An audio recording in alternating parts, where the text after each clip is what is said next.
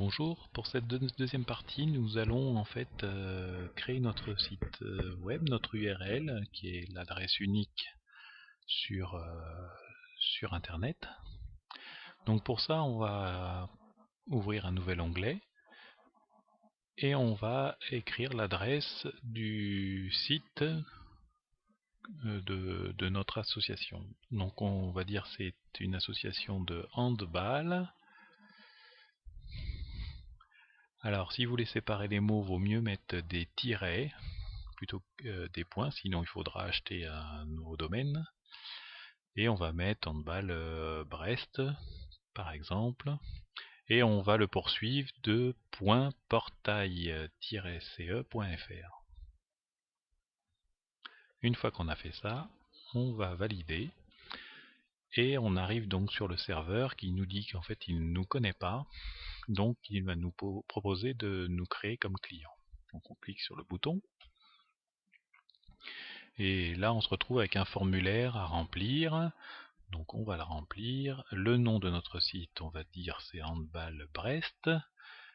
C'est une association. Un email, on va mettre, enfin moi je vais mettre contact@portail-ce.fr, mais vous, il faut mettre en fait votre email. Ensuite, les trois champs suivants sont pas obligatoires, donc le téléphone fixe, téléphone portable et fax. L'URL domaine principal, en fait, c'est l'adresse internet de votre site, donc on l'a déjà rentré au tout début là-haut, donc il nous l'a reprise, donc normalement il n'y a rien à changer. On peut mettre aussi un code site, donc on va l'appeler Handball Brest, et ensuite on peut rentrer des mots-clés séparés par des virgules. Ça sert entre autres pour les moteurs de recherche pour que votre site soit retrouvé par exemple sous Google. Donc on va rentrer un ensemble de mots, donc entre autres handball Brest, enfin virgule entre les virgules blanc, Brest handball, et on peut le décliner par exemple en hand Brest, Brest hand, etc., etc.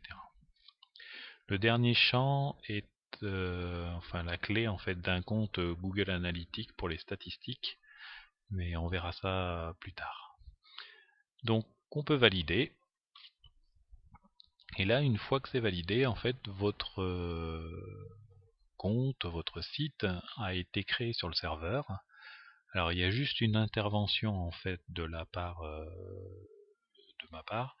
pour vérifier que votre adresse soit bonne, et donc de pouvoir vous envoyer le login et le mot de passe d'administrateur. Voilà, c'est fini pour cette partie.